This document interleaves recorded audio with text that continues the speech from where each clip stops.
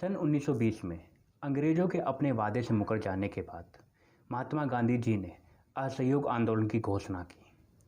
अंग्रेज़ों के वादे के अनुसार अगर हम भारतीय उनकी तरफ से वर्ल्ड वॉर 1 में लड़ते हैं तो उनके जीतने पर वो बदले में हमें आज़ादी देंगे।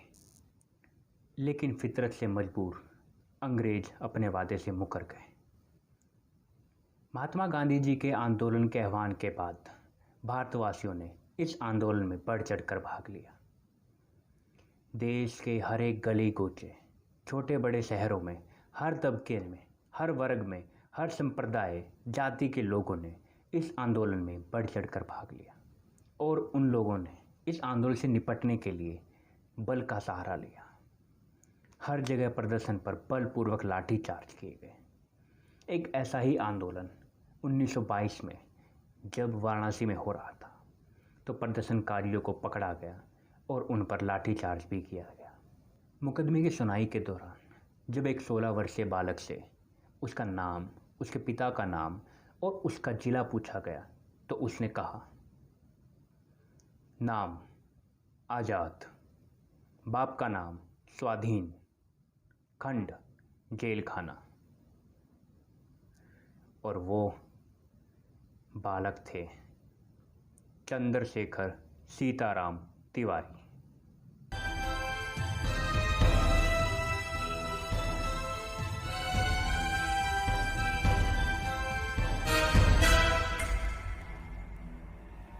नमस्कार भारतवासियों, मेरा नाम राहुल है और आप देख रहे हैं द अनसंग हीरोज़। आज हम बात करने वाले हैं चंद्रशेखर आज़ाद जी के बारे में।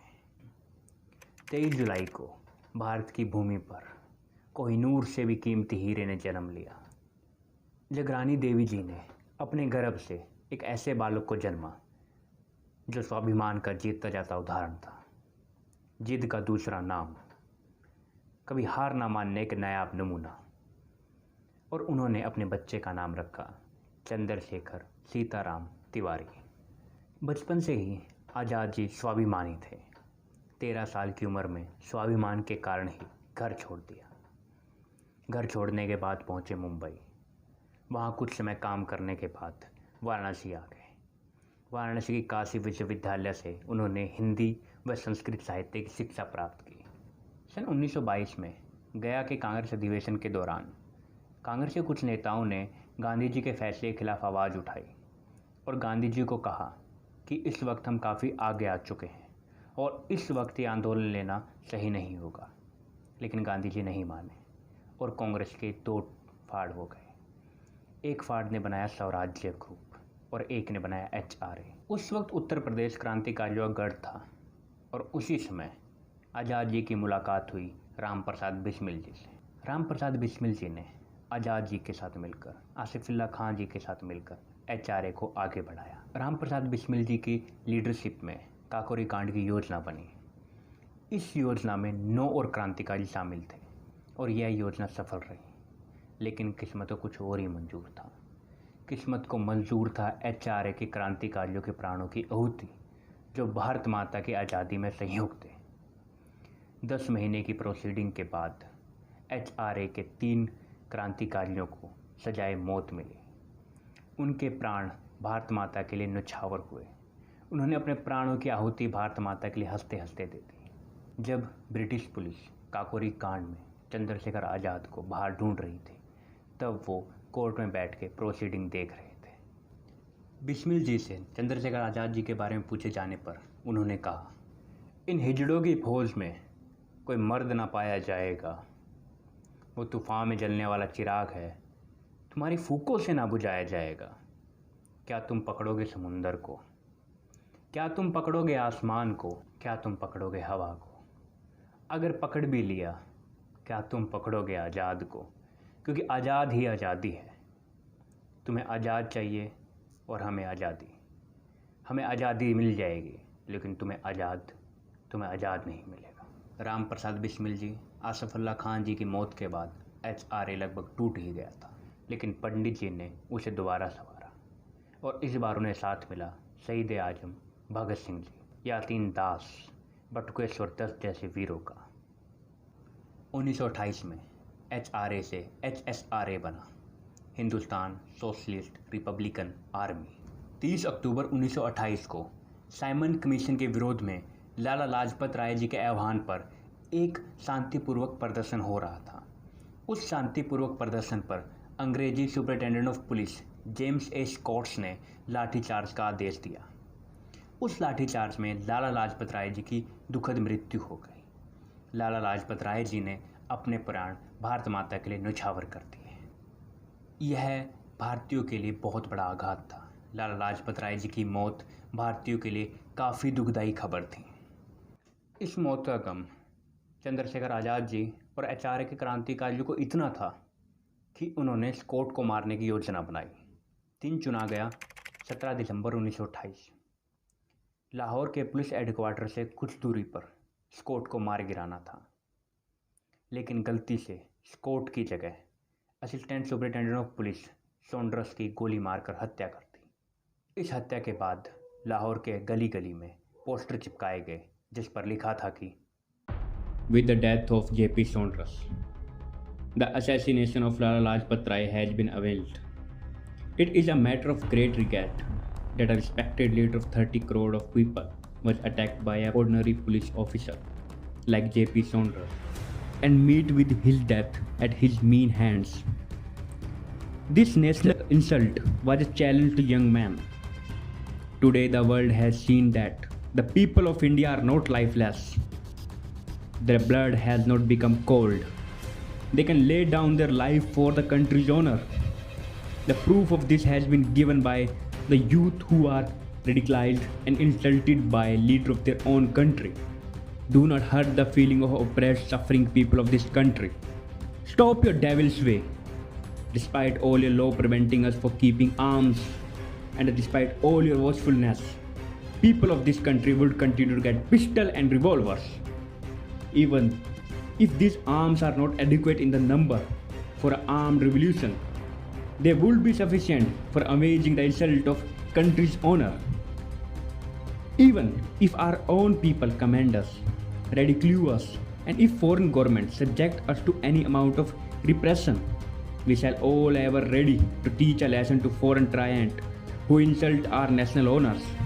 Despite all opposition and repression, we shall carry forward the call for revolution, and even we go to the scaffold for being hanged, we shall continue to shout, "Long live revolution!" We are sorry to have killed a man, but this man was a part of cruel, despicable, and unjust system, and killing him was a necessity. This man has been killed as an employee of the British government. This government is the most oppressed government in the world. We are sorry for shedding human blood, but it became necessary to bear the halt of the revolution with the world. Our aim is to bring about a revolution which will end all the exploitation of man by man.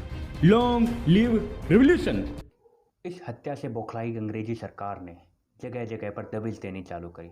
Bus stand, railway station, हर जगह कड़ी सुरक्षा कर दी गई ताकि क्रांतिकारी वहाँ से निकल ना सके।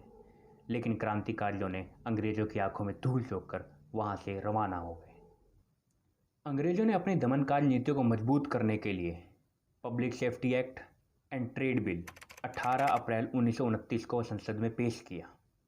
पब्लिक सेफ्टी बिल के अनुसार अंग्रेजी पुलिस किसी भी भारतीय को कहीं भी गिरफ्तार कर सकती थी बिना किसी नोटिस के और उसे कभी तक जेल में रख सकती थी। ट्रेड बिल के अनुसार कोई भी कर्मचारी, कोई भी मजदूर हड़ताल नहीं कर सकता था, विरोध प्रदर्शन नहीं कर सकता था। इन बिल के खिलाफ कांग्रेस ने काफ़ी आवाज़ उठाई, लेकिन कांग्रेस की आवाज़ कहीं ना कहीं दबा दी गई और ये बिल वापस नहीं हुए। और जैसा कि भगत सिंह जी ने कहा था, बहरों को सुनाने के लिए धमाके की ज़रूरत होती है।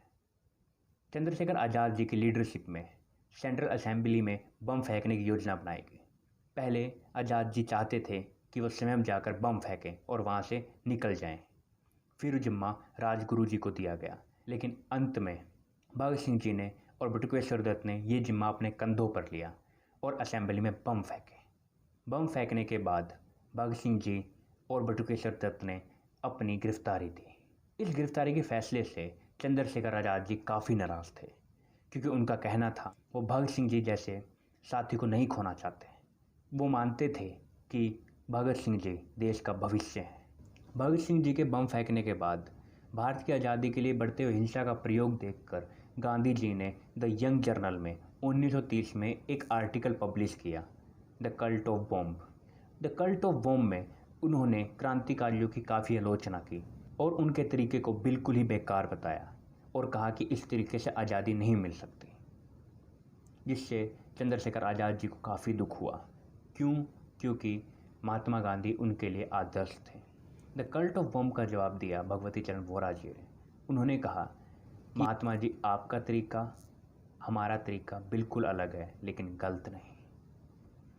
आपका उद्देश्य हमारा उद्देश्य एक ही है, भारत की स्वतंत्रता। आप अपने तरीके से लड़िए, हम अपने तरीके से लड़ते हैं। उनकी गिरफ्तारी देने के बाद चंद्रशेखर आज़ाद जी ने भगत सिंह जी को जेल से निकालने के लिए एक योजना बनाई और इसका कार्यभार दिया भगवती चरण वोरा जी को। लेकिन यह योजना नाकाम रही और भगवती चरण वोरा जी ने भारत माता के लिए अपने प्राण न्यौछावर कर दिए। क्या आपको पता है हमारा भारत 200 वर्ष गुलाम क्यों था? हमारा भारत 200 वर्ष इसलिए गुलाम नहीं था क्योंकि अंग्रेज ज़्यादा थे और भारतीय कम। हमारा भारत इसलिए गुलाम नहीं था कि हम कमज़ोर थे। हमारा भारत इसलिए गुलाम नहीं था कि हम में क्षमता नहीं थी, बल्कि हमारा भारत गुलाम था यहाँ पर मौजूद जयचंदों की वजह से। HSRA का जयचंद निकला वीरभद्र, जिस पर कभी चंद्रशेखर आज़ाद जी ने काफ़ी भरोसा किया था। लेकिन HSRA का मुखिया बनने के लिए वीरभद्र ने अपने ग्रुप से धोखेबाजी की।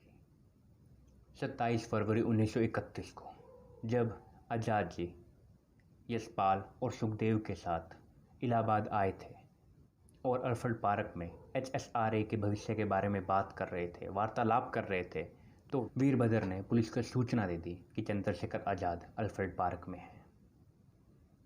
सूचना पाने के फ़ौरन बाद पुलिस अल्फ्रेड पार्क की तरफ निकल पड़ी। पुलिस ने अल्फ्रेड पार्क को चारों तरफ से घेर लिया और चंद्रशेखर आज़ाद को बाहर आने के लिए चेतावनी दी। चंद्रशेखर आज़ाद जी के कहने पर यशपाल और सुखदेव वहाँ से चले गए। एक भारतीय शेर और ब्रिटिश कुत्ते।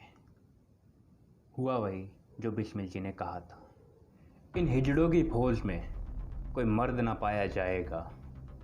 वो तूफान में जलने वाला चिराग है, तुम्हारी फूकों से ना बुझाया जाएगा। क्या तुम पकड़ोगे समुंदर को? क्या तुम पकड़ोगे आसमान को? क्या तुम पकड़ोगे हवा? अगर पकड़ भी लिया, क्या तुम पकड़ोगे आज़ाद को? क्योंकि आज़ाद ही आज़ादी है। तुम्हें आज़ाद चाहिए और हमें आज़ादी। हमें आज़ादी मिल जाएगी, लेकिन तुम्हें आज़ाद नहीं मिलेगा। और वही हुआ, अंग्रेज लोगों का भी आज़ाद मिला ही नहीं। द अनसंग हीरोज़ एक छोटी सी कोशिश है जिसके द्वारा हम इतिहास में भुलाए जा चुके भारत के वीर वीरांगनाओं की कहानी आप तक लेके आते हैं। मेरा आपसे निवेदन है कि ये कहानी आप अपने दोस्तों को ज़रूर दिखाएं, उन्हें बताएं कि किस तरह भारत के वीरों ने आज़ादी के लिए अपने प्राण दे दिए और हम उनके बारे में जानते भी नहीं हैं। धन्यवाद।